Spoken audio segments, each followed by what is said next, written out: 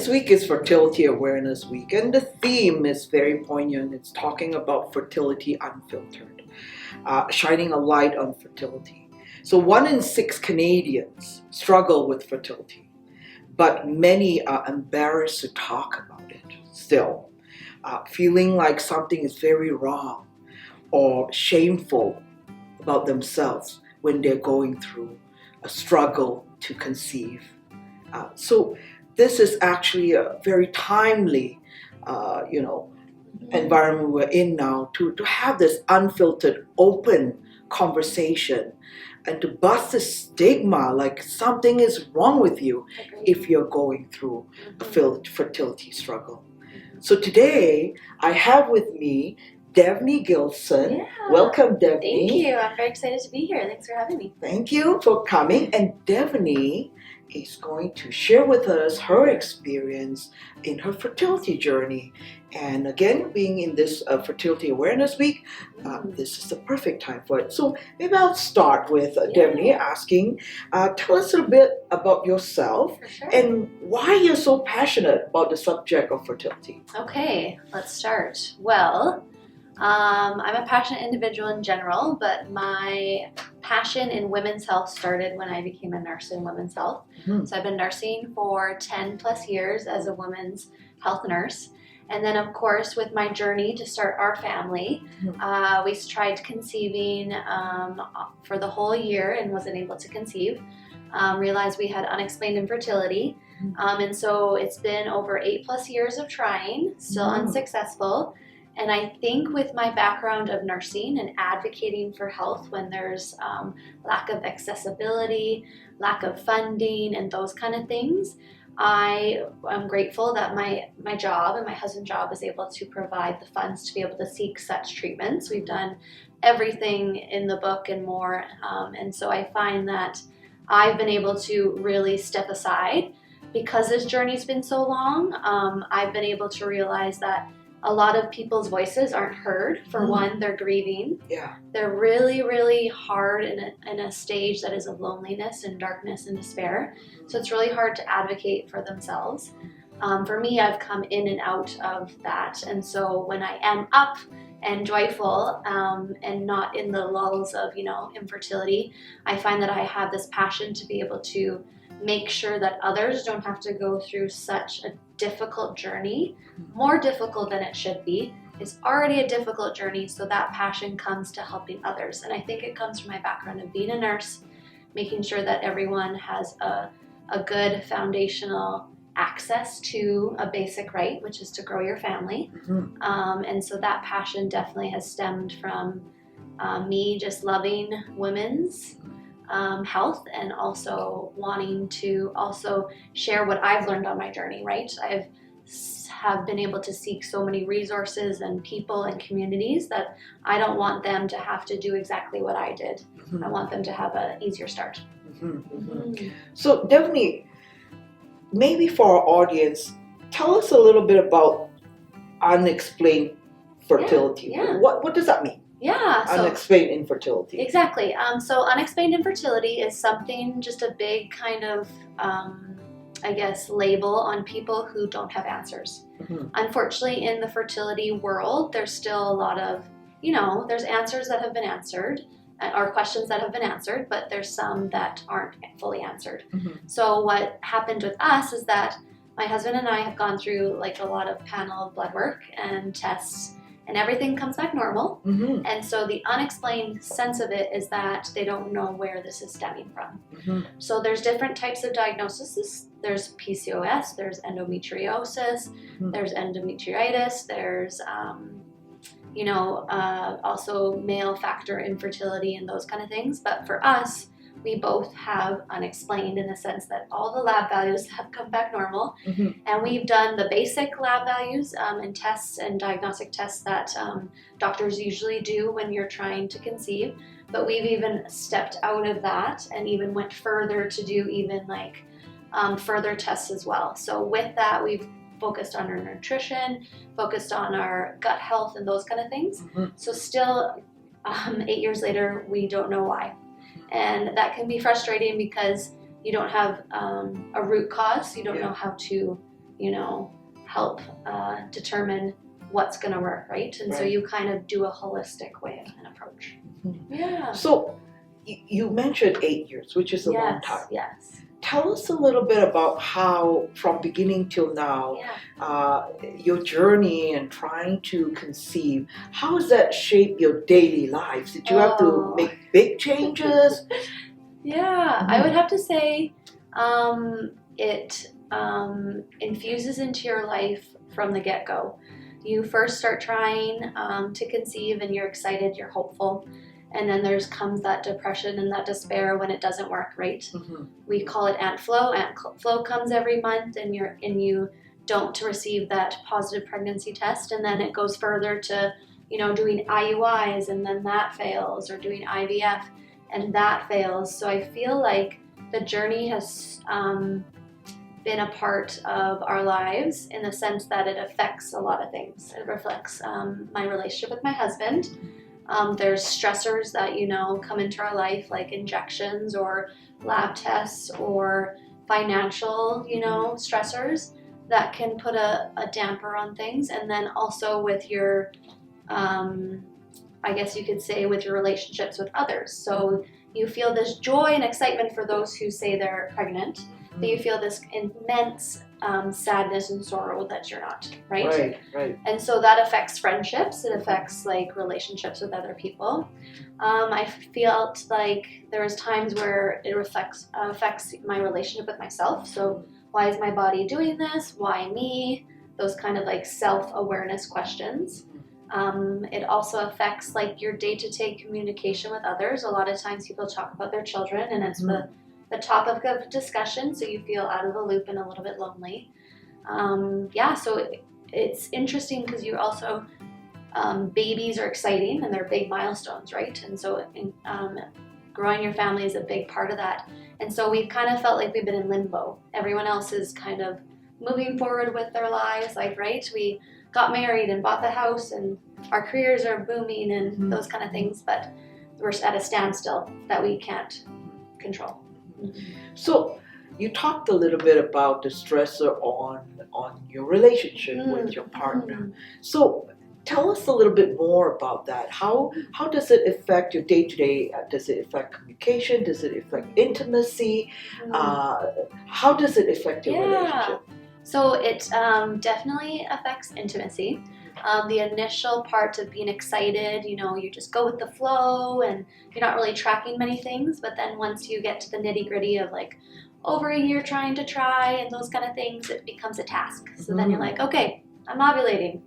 Let's get it done. And then sometimes it doesn't work that way, right? You can't just turn something on, right? Also affecting relationships in the sense that there's grieving points in a relationship, right? I grieved initially from the get-go every time that I wasn't able to get pregnant. My husband, however, started grieving years later. And so I found it hard because my husband he's a fixer, so he couldn't fix this problem. And so it was hard to kind of help, I guess you could say, help overcome that, emotional despair. For my husband and his sense, once we started having IUIs fail and IVF fails, and then he kept seeing all his friends or coworkers or our family members have, the success, have the pregnancy, have the children. They're 4 or 5 or 6 or 7 years old now. So after seeing that and then reflecting on our own journey, it's why us? Why were we given this trial to go through? Why is it, it's not our fault, but why has this happened to us? And so it's definitely when he's grieving and I'm grieving, the level of support is not there.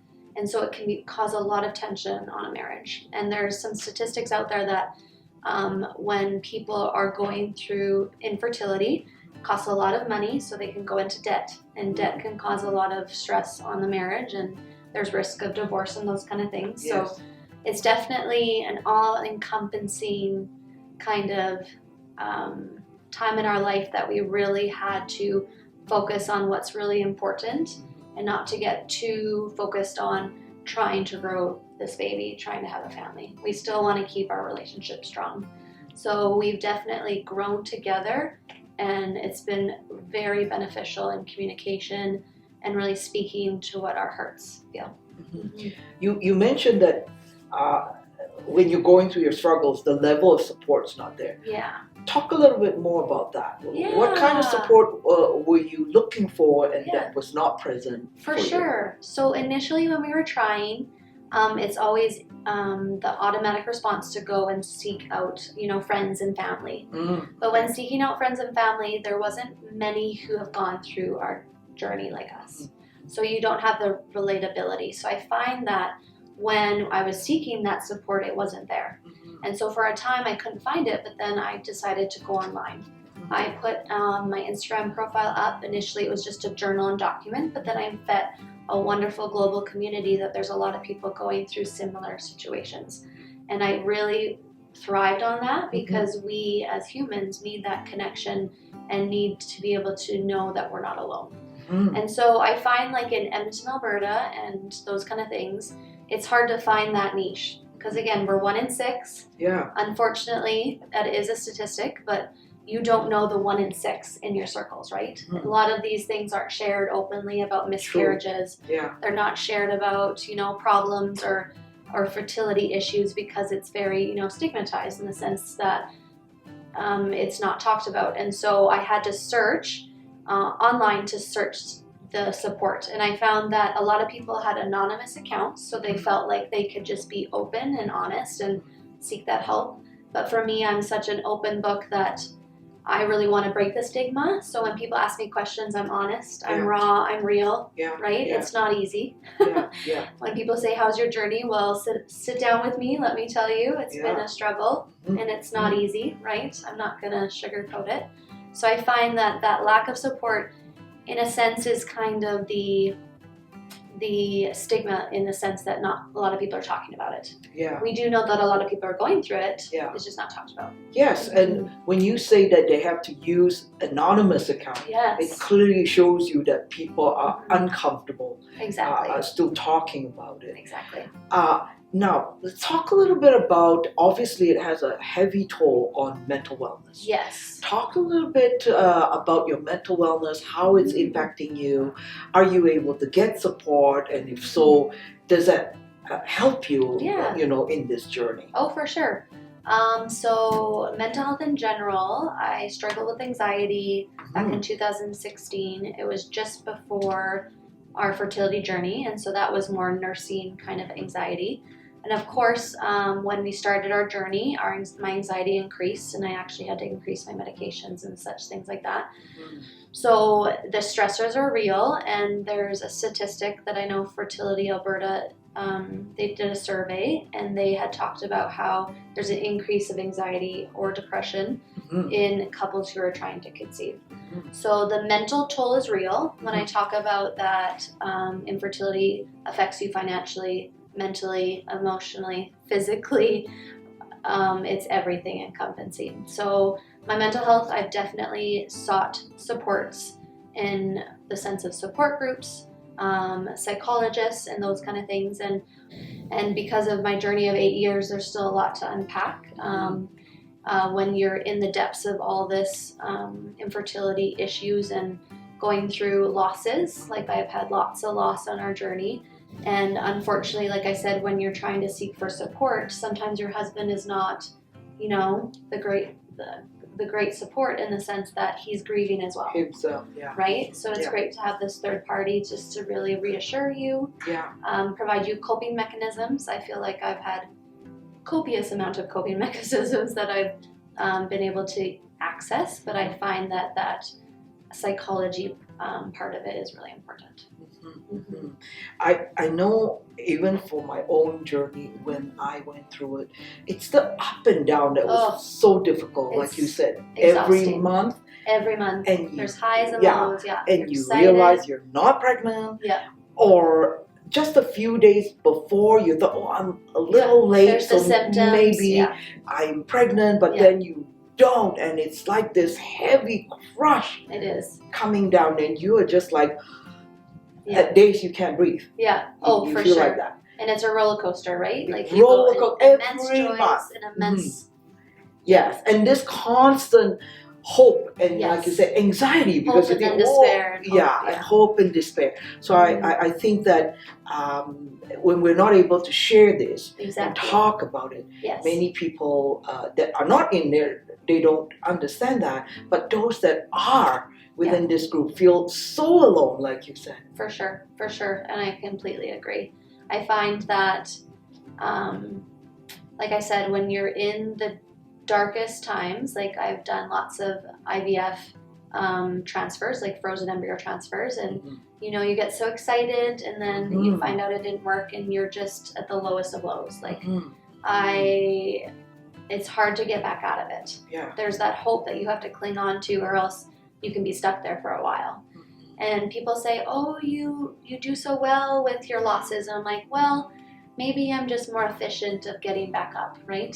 Standing back up and trying again and trying again and trying again. It's the resilience, right? It's still the same despair, but I think I've had those coping mechanisms and the community to be able to get out of it faster. It's not like it's not there anymore. It still exists. So then, how do you keep hope and positive feelings, and how do you, maybe even talk to our audience out there that are going through what you are going through, what I've gone through? For sure. What can you share with them in terms of message of hope or reaching out, things like that? Yeah, I would have to say that I'm very hopeful, and the reason why I've had so much hope is the community members. So like I said, I'm grateful for clinics like you guys who really provide a space to allow for people to gather, right? Gather and have other healthcare professionals to be a part of your team. I find that the hope comes from increasing your team members. If it's just you and your husband, and then maybe a fertility doctor, that's a small team. And it's difficult to get through things just with you guys. So I've searched out acupuncture and psychology, osteopathy, massage, and of course all this has a price tag, right? And so the hope that I hang on to is the passion that you bring into this clinic. The passion that other people who are trying to, lobby the government to get funding in Alberta. We know that throughout Canada there's funding in different provinces, and we're the last one to not receive funding. So it really lights a fire under me to have that hope, in the sense that I struggled, but others don't have to struggle as much as I did, because of the people like you and other community members that are really trying to gather, in the sense, and share our voices, Fertility Unfiltered. Share our voices, share our concerns, and really focus on making a difference in the world. I've yet to become pregnant, but I find that my baby is the passion of moving fertility health forward in Alberta. And so I really want to focus on that. And eventually we will become parents, and I know that, and I believe that, and I have that hope. And family, the growth of the family looks different, right? It can be IUI, IVF, surrogacy, there's sperm donation, there's egg donation, there's adoption, there's all these different types of ways to grow a family. But I think it's really helped spread awareness that it's important that we all have this goal, but everyone's goal of obtaining it looks a lot different. And we really should be respectful of that, be more aware, because with that hope brings this family, but we can't do it alone.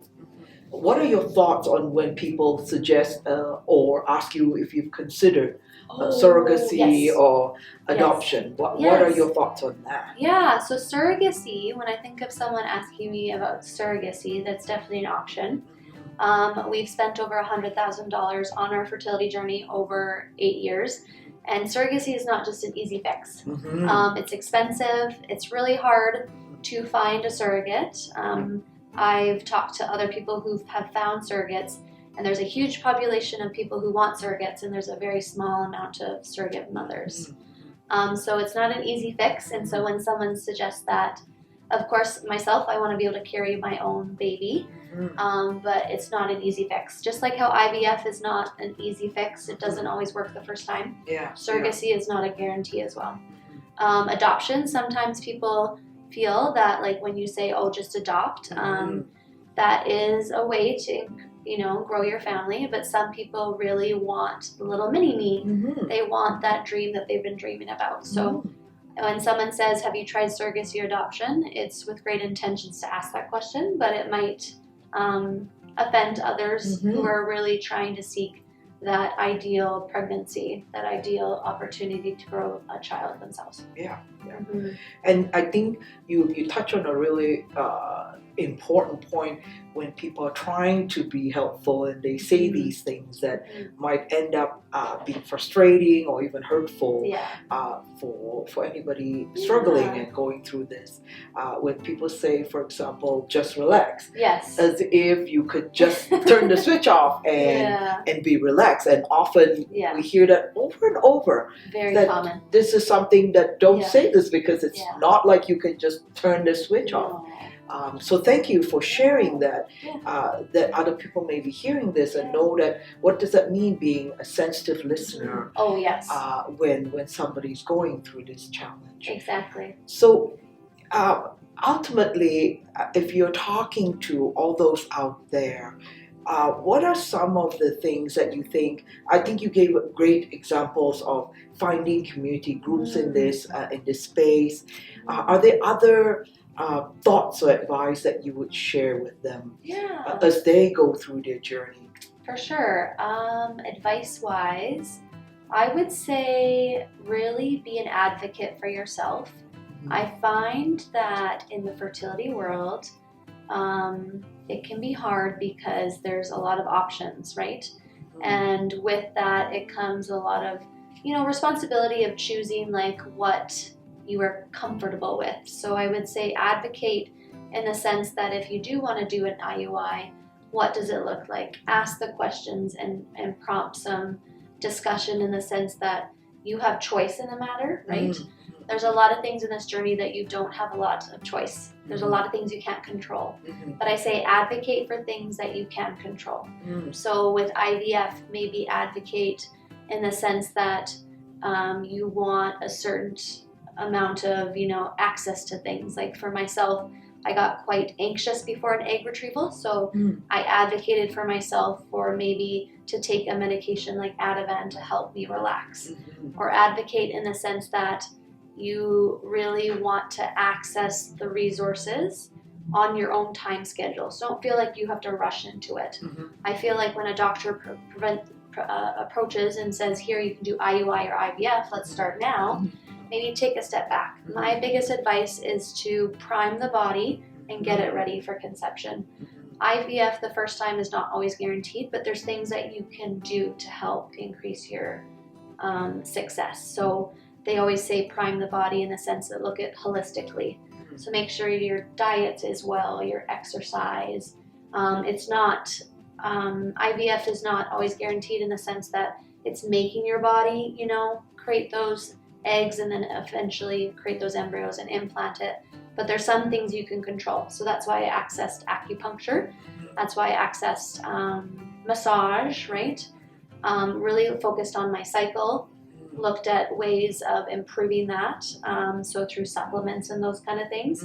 So I would say not to rush into something. I know that like time is of an essence, and there's people who are always looking at their biological clock in the sense that when they can, have children. But I've definitely met people in their 40s having children through IVF, so don't be dismayed about that. So I find advocating and also searching out holistic alternatives as well, in the sense that they work together, right? So acupuncture with IVF and massage with IVF and other like diet and exercise and environmental things that you can change. So I would definitely suggest that not to rush into things, right? For myself and my husband, we were able to save up money. So of course, don't go into so much debt that it really affects your relationship, because at the end of the day, you still want your relationship. So I would say it's a waiting game. Everything's a waiting game. So like lab results and diagnostic testing and looking up your, how your embryos are growing. It's all a waiting game. So just be prepared to wait and find joy in the waiting. So still work on yourself, find hobbies that you love, see girlfriends, love your nieces and nephews. So it's really a balance, right? So don't focus your entire life's journey on growing your family. Also live and love through your work and through your hobbies and through your fur babies and those kind of things. Yeah, that would be some advice. Yeah, that's wonderful advice. Yeah. Devony, it's so critical that people are willing to share like you've done. And it takes a lot of courage and openness and graciousness and generosity to share. I even want to share with you one incident I had, and this is more than 20 years ago, when I was trying to get pregnant, and we were sitting in a gala, and my husband was talking, and my husband and I were talking to another couple next to us, and for some reason he ended up talking about fertility, or infertility in our case, and difficulty getting to conceive. But when he was talking about that, I felt so embarrassed, so humiliated. I was like running to the washroom to cry. And it wasn't even like my husband had said anything that was embarrassing, but the fact that we carry this with us. Having difficulty talking, and just this inside feeling that we're not able to share. That was the toughest thing. I can imagine. Yeah. So being able to openly share, which now we will share this conversation with the community out there, it is so precious. So we're so grateful for you taking the time to share this with us. And it is our hope that for our audience out there listening, you know that you're not alone. You know that there are different things that we do, that we can do to support one another, to prepare ourselves, like Devony is talking about, in terms of a holistic care for you and your future baby that's going to come.